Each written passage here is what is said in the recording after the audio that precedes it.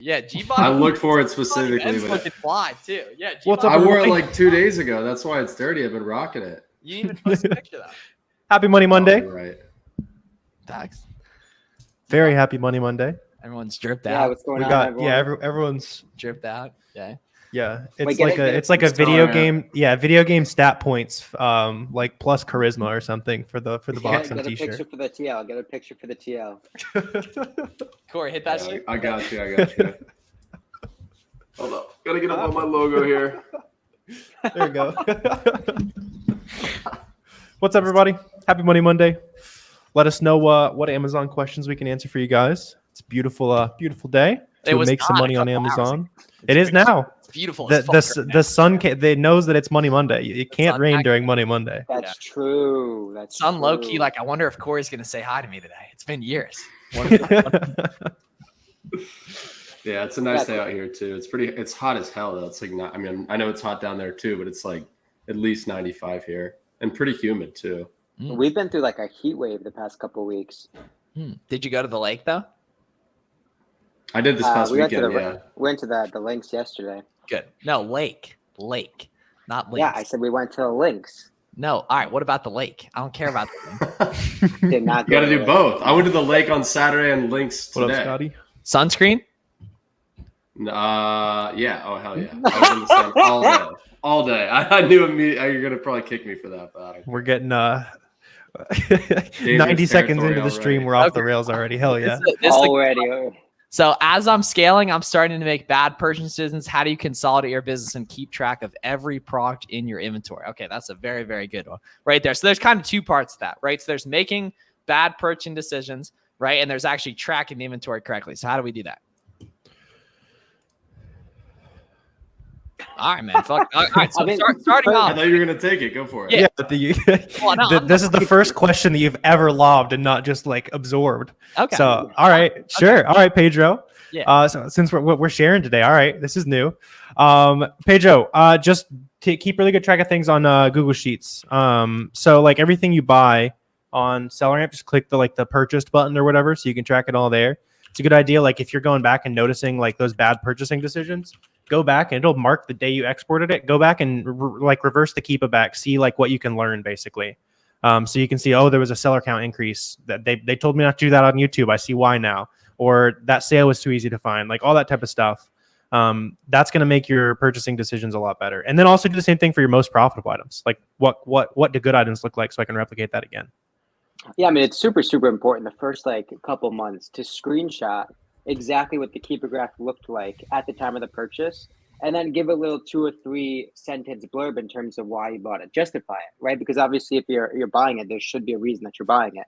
And so what happens is you, as Warner was saying, right, in a month or 2 or 3 weeks, you can compare the outcome and what you kind of perceive the outcome to be compared to what you thought in the initial purchase, right? And so that delta, if there is one, is going to really teach you a lot as you iterate.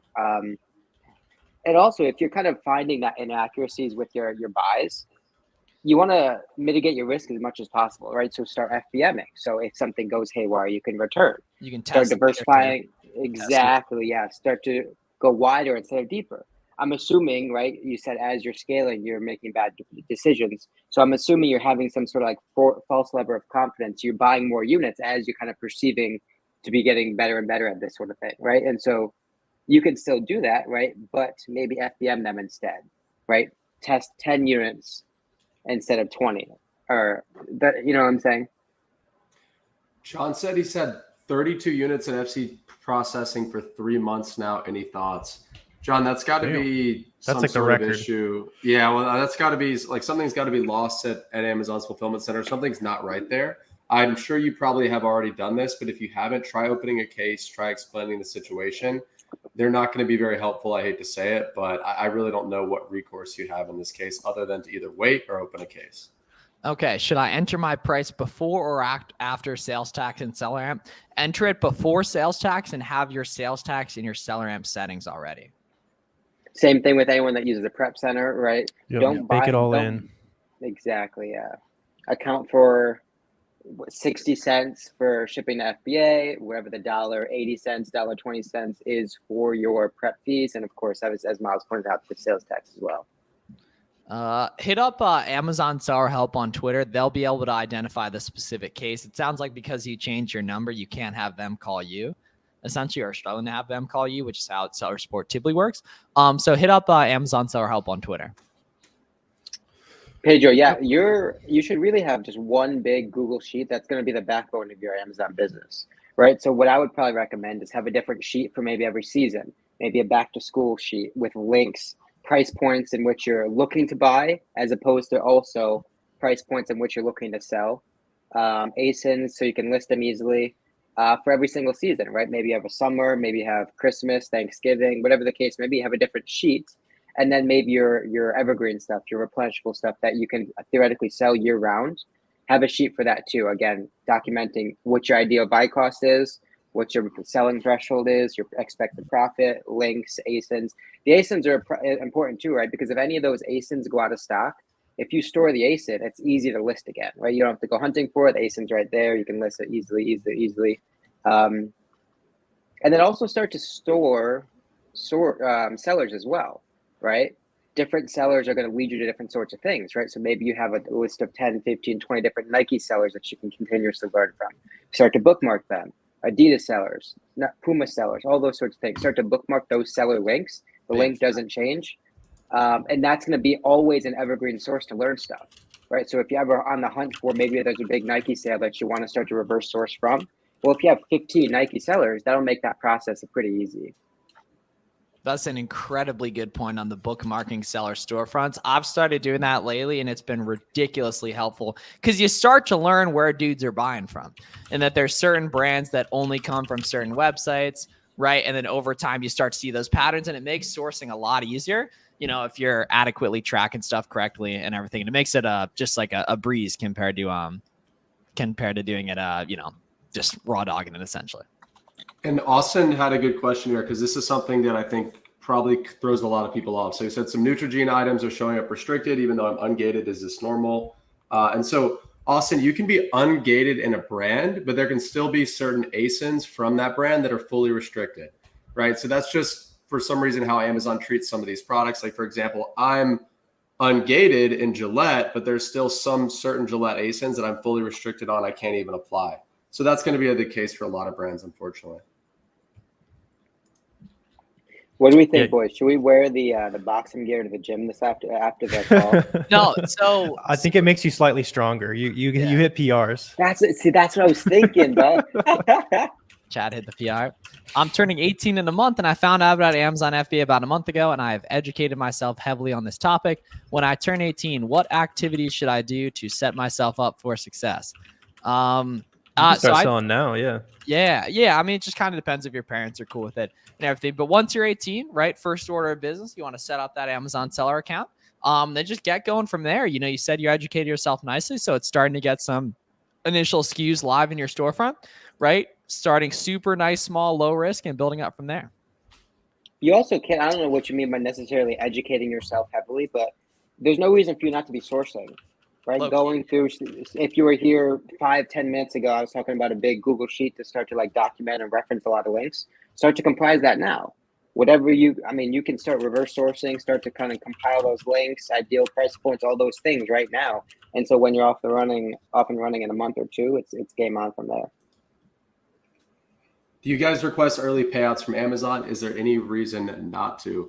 Well, so the only reason not to that I'm familiar with, and this is the reason why we don't request the daily payouts, is because we use Profit First. That's kind of like our financial foundation, if you want to call it that. And it's just really difficult to execute on Profit First if you're cashing out every single day. It's a lot easier just to let Amazon pay you every 2 weeks. If you're not doing Profit First, I'd say cashing out daily makes the most sense. Steven had a W tweet. He was like, I saw that. He said, I will not. He's like, I'd take the Chad Scaler methodology. Not the yeah, I saw that. He said, I will not be doing the Profit First method.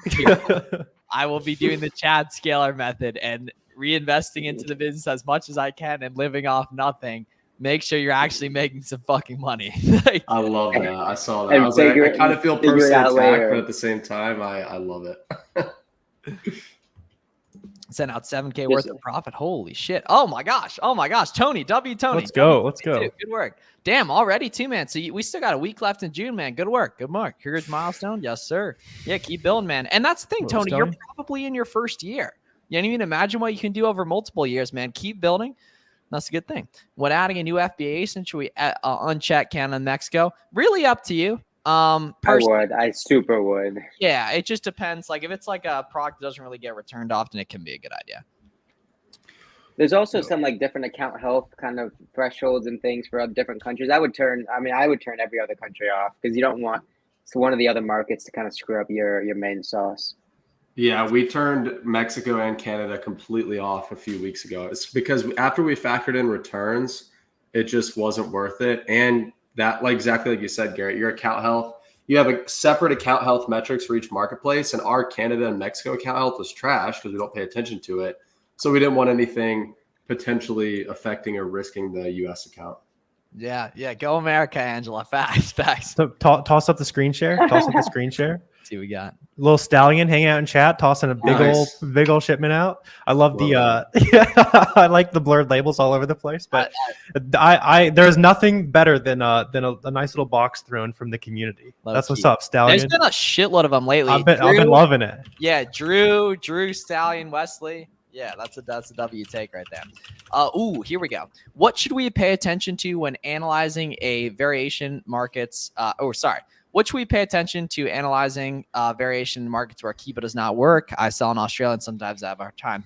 Yeah, so really all you can do for variations without Keepa is I would essentially look at the review counts and then just a lot of common sense around size and color in terms of commonality. But review count's definitely going to help for that too.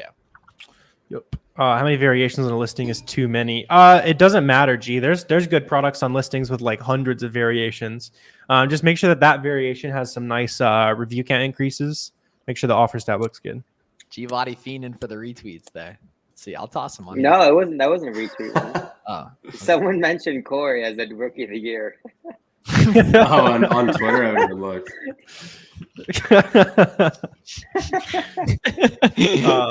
That's funny. Carsonic FBA getting some love. Yeah. I mean, he's gonna be up there, man, for sure. He's really gonna be up there. Is he Yemen in this? Huh? Yeah, he's throwing down. Yeah, he's killing it. He looks like he's about to get blocked by the rim in his profile picture. He made that. He made that. It doesn't look like it. No, he's on the way up. No, he's on the way up. He's on the way up. I don't know, dog. You're working on your first boxing shipment tonight? That's what's up? No, he's on the way up there. He's on the way up. What do we think? No, he makes it. He makes it. You don't put a profile pic of you getting rim stuff. Like you know the end of that pic. He might even punch that on dude's head and slap the backboard after, just like I did to G-Body. I can't wait to see a basketball tournament of some sort going on here. We need an Amazon basketball tournament. I feel like we've been saying that for a while. Okay. I'm handing out smoke. Ungated Burt's Bees brand, but was looking to ungate the beauty subcategory. How do I go about that? You probably already have beauty done, most likely. Same exact process though for a brand or category. Just go through and try to list that SKU and see if it asks you to apply for anything else. Which could be a category, could be a subcategory. Most likely won't be either in this case, and you'll be good to go. Yeah. Pete's calling to remove yourself. We're gonna be aiming on Miles next week, Pete. I didn't realize it was already next week. We're gonna be down there. Miles is about to get to work. Oh, see now, when you're a young Chad Scaler, reinvest it all, man. Reinvest it all. Yeah. Buy that here and there. Miles, help me. I can't get the. I can't get it down. You gotta like throw gas jump. That's what's up, Stallion. Next one will be even faster for you. Amazon tells me it doesn't fit the weight expected, so won't let me send, and I waited several times. It is not what they say. It's odd. I've never heard of that. Yeah, Gary, just like change it, man, and see what happens. Should I have my shipping templates for peak seasons, or should I stay the same? I mean, you don't necessarily need to change them, but I would just make sure you're charging a premium for any 1 day, 2 day expedited shipping. Yeah. Because I mean, I think we've all made that mistake once. If your miles probably 3 or 4 times, where like that next day shipping, someone picks it and the shipping costs $30 and your profit goes out the window. Yeah, Gary, on the weight thing, you can also request a remeasure for that ASIN. I wonder if they think one of your ASINs that you shipped is way heavier than it actually is. That's a good point. Me and Yo, the wife guys. are living on. Yo, guys, very new to Amazon OA, struggling with understanding the order of operations. I signed up for my seller account in SellerAmp. What tools do I need, like printers, boxes, and scales? You need literally nothing right now, especially if you're worried about the order of operations. You need to get listings live FBM, and then once orders start coming in, you go to Walmart and you figure it out, right? You do not need to worry about ordering anything else right now, right? You need to be using what's called the Chad scale method. Right? Get some orders and you'll figure out how to ship them. Get some orders and you'll figure out how to ship them. Brandon, that was my. Oh, go ahead. I was moving on. Go ahead. I was just going to say, talking about order of operations, I mean, that was kind of the same approach that I took, right? Like I watched a bunch of YouTube videos. This was like in May of 2017.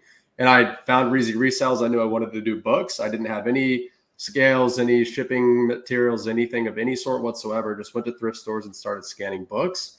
And once I had a pile of books that I was ready to list, then I spent all day on YouTube figuring out how to create a shipment. What scale do I need? What labels do I need? So really focus on finding those first products that you're going to sell that are profitable, and then everything else will fall into place. And there's so much good information out there these days. That'll be the easiest part of the process. Ooh, so don't buy products first. No, buy products first, and then worry about how to ship them once you have them. Once you got orders. Please give us a Chad scale definition. All right. We asked ChatGPT that recently, and it was actually kind of spot on the answer. I forgot what it was, though. So it's complete and utter disregard for societal norms in regards to credit card debt, not debt, but I don't know. It's just disregarding the things that are unimportant in life and focusing on the mission, right? But this dude on the internet flips for miles told me to buy $50K worth of stuff, and I don't have that. Thing I said, yeah, buy one of something and fucking buy 50 grand worth. You've never sold on Amazon. Yeah. How much capital to invest in wholesale or retail and online arbitrage? So for wholesale, at least 5 to 10K for inventory, and then for arbitrage, what? $500, guys? Less than that? Even, you start with what you got. You'll find 500,000. Yeah. Start with. If you got less than $1,000, you're probably well served hitting a yard sale thrift stores for a few weeks and then doing some arbitrage. But yeah, for character building too. Yeah. It's fun too. I mean, not to mention it's fun. That is the treasure hunt. I feel like once the mission is complete, it might still do some like eBay flipping and stuff on the side. It's just fun. Yeah, I agree. How does do you think renting a PO box to avoid order cancellation is a good strategy? I don't think that's really going to affect anything. You want to make sure, obviously, your shipping address, your billing address matches the account, but start to teeter with the other factors, right? So order cadence, order quantities, the way of your paying, PayPal, Google Pay, Apple Pay, all those sorts of things. Asking customer service, gift cards. I mean, teeter. There's a lot of other factors at play other than just the address that are likely kind of impacting more. How does the increase in influencers selling courses and promoting a rich lifestyle impact the saturation and the credibility of your courses? So it significantly increased the credibility of it, but honestly, it's from like a Lambo, like private jet perspective. Like I did convince Corey to stop showing his Lambo on the streams. But yeah, I don't know. That whole situation's way better than it was a couple of years ago. Like, it's not nearly this. Like during the Ty Lopez era. Yeah. Or when everyone had money in 2020, that was just you could just throw it wherever you wanted. Well, and also too, like pay attention to who's selling the lifestyle versus who's selling the actual or who's actually giving information. It's easier for easy for anyone to go on there and like flex. The pages of people just like showing boxes and talking, sharing value. That's what you want over the walking through wherever tropical, driving fancy cars. Yeah, I drive a minivan. That's my parents when I'm in Pennsylvania. My car has 279,000 miles on it. Walk around Miami. Your car does, Corey? Yeah, that's just unsafe, bro. Come on, get yourself a Camry or something. No, that thing. Like... I love that thing, man. I'm gonna drive until the wheels fall off. What do you drive? What is it? A 4Runner. Okay, I think I knew that. Yeah, and when it breaks down, I'm just gonna get another 4Runner. I mean, just get yourself like a 2024 runner, bro. You're doing fine. Like you can drop 20 on a car. Yeah, we'll see. So I go to the local store and scan stuff with SellerAmp. Is there a certain amount of items I should try and pick up for my first resale? So there's no trying. There's only doing. And you can buy one of stuff as long as it's FBM friendly from a risk reversal perspective. You just want to start out nice and light, low risk. Corey drives a dune buggy. Brandon, if you're talking about private label stuff, there's going to be a whole bunch of people that are more educated than us. All we're doing is buying name brand trusted products and reselling them. right? There's a proven market, there's proven demand, there's proven price points, and all we're doing is just bringing that supply to the market that's already there, right? So we're not necessarily making any listings, we're not coming up with new product images, we're not doing really any of that. So that's probably, you're looking for a different stream if you're looking to get into private label. So Stallion, talking about cashing out and getting a transit van to double down on retail arbitrage. So, I mean, I know plenty of people that have done that, and it's totally feasible. And if you want to hear about somebody who's really crushing it with arbitrage, OA, and retail arbitrage, did y'all listen to Chris Grant's podcast episode recently with a guy that's doing I think it's is it 100 million a year? Was it 100 million lifetime between arbitrage and wholesale, and part of it's online arbitrage, part of it's retail. So I listened to that episode. It's on the Clear the Shelf podcast, and Speaking of goes that, deep. Yeah, that was You spawned Chris by mentioning the podcast. He's He's here. That was the first comment. But he did kind of insult you on the way in, though. A little bit. He smelled the shout out. low key. I can be a Forerunner guy. I don't know if I could be a Honda. UPS pickup ignores Yeah. me. Call them and get them to actually come. And they're dropping off OA packages to you, so talk to the guy. You know what I mean? Like the guy's dropping off packages for you. Like, talk to him and make friends. Take care of him. If you do, all right, how do you get ungated, or do you still have to buy stuff? I would just buy stuff online. Online. You have your best chance of success buying 10 units of something. Again, ideally still profitable, right? I mean, even if your bread and butter is RA, I mean, reverse source on any of our videos, any of our products, you can find some profitable stuff in any brand that you're doing. Fact. G-Body Benz. Amazon not taking my Marshall's receipts for non-brothers. Yeah. buy it online. Yeah, that won't you can't usually do RA ungating there. Buy Brandon, all you gotta do is I was just gonna say, like, buy box strategy. There's no real way to like meta game the buy box beyond faster shipping time, so FBA or 0-day handling on FBM, or having being in stock on the listing for a really long time. You'll start to hog a little bit more. They do not accept that. Just your prep center. Yeah, jig it, switch up the payment method, and overall just try to isolate the variable that's causing the order cancels, and ideally be closely working with other sellers to try to solve those problems in tandem. Because that's what we used to do back in the day. Is like if cousin Jake Carter was getting cancels on somewhere, we'd all try and fix it. If cousin Wi-Fi Astro was getting cancels on somewhere, we'd fix it. So that's why stuff's important. Y'all, give me a 1 in the chat if you want me to make a shipment in box. I'm here live with y'all here. Give me a 1 in the chat. Jake's running ultra marathons now. You see that? Now, I respect him more than it is incredible. His work ethic was so amazingly beautiful, and he hit his number, and then now he committed to another pursuit of life. That's beautiful. He's just living in a van, just kicking it, running ultras. Yeah, that's beautiful, man. So no one's really going to give away a prep center, Brad. Obviously, I mean, I'll tell you privately because you're one of my guys, and everything. But the best way is going to be a referral within the community, which in your case, obviously, I'll hook it up. Very few people are just kind of going to publicly say it. You know what I mean? What is who is getting the sale when there is no buy box on the product? That's a good question, Eric. It's simply just whoever's lowest priced. Yeah, usually low price FBA on that. Those are good listings to sell if you're a beginner, though, Eric, because it's level playing field. Like if you're having troubles getting the buy box on a normal listing, so is everyone else on a suppressed listing. Yeah, customers usually just going in and choosing the lowest price, like you said, lowest price and also shortest delivery time. Yeah. I mean, you can already dump it. We've got analytics for you. Boom. All right, let's get it. All right, G-Body Benz wanted a shipment here, so we're going to give it to you. All right, right off the bat, we'll call it Cousin G-Body Benz. We're here for the shipment name, right? We're going to automatically Chad list 50% above the buy box here, right? Buy cost input, supplier input, data input for custom SKUs, 2D barcodes, because I'm trying to have my stuff checking quicker here, and print FBA labels as we box them. As we box them, not box them. That's going to save some time too.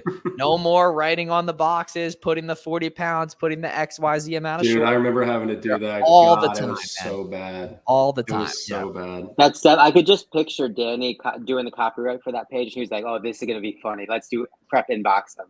Yeah. That was my idea. That was my idea for the record. Was it? Yes. Yes. So look at how fast she searches here. We were sitting early days drawing out the product.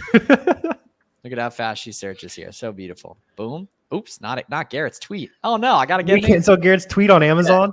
Yeah, and oh no. All right, let's see. I'll come back when I got Nathan for y'all here. Let's see.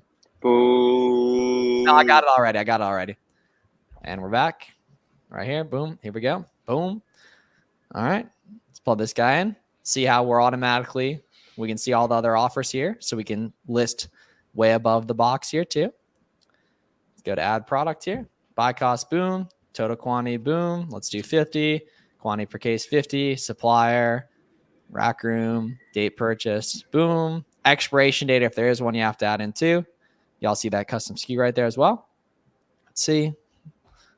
Now let's speed run this guy here. Boom. Send this guy over to Amazon.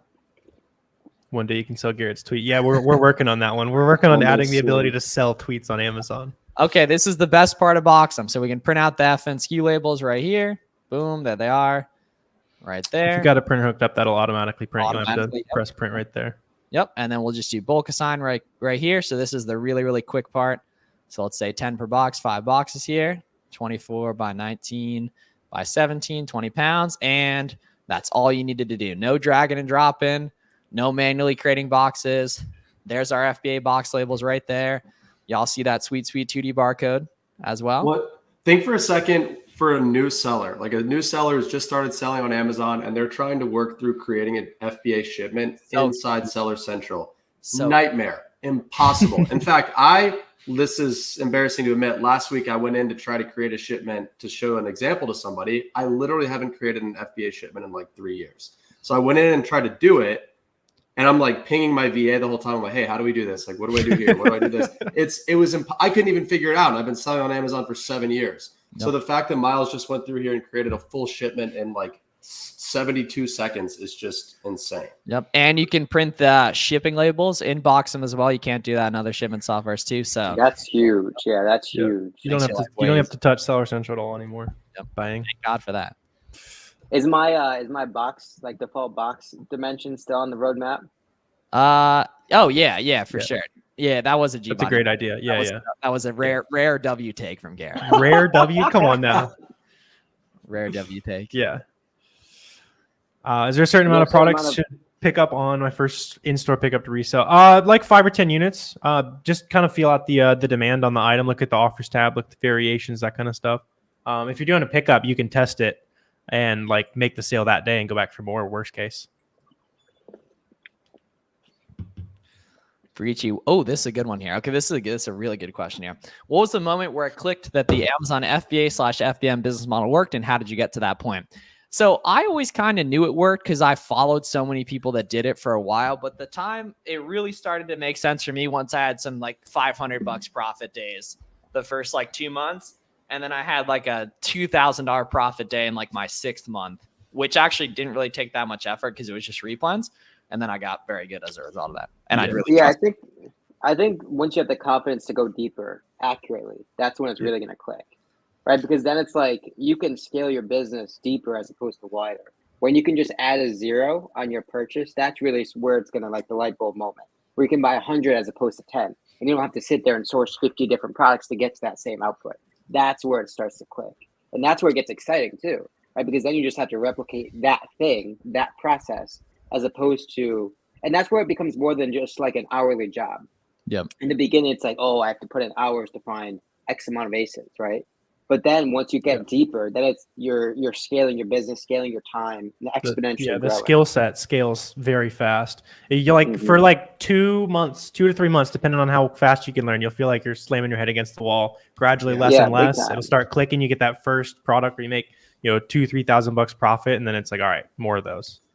Well, for me, I would say it was when I found that very first profitable book. I walk into a thrift store, I'm scanning books on the shelf, and I'm like, wait, I can buy this book for 50 cents.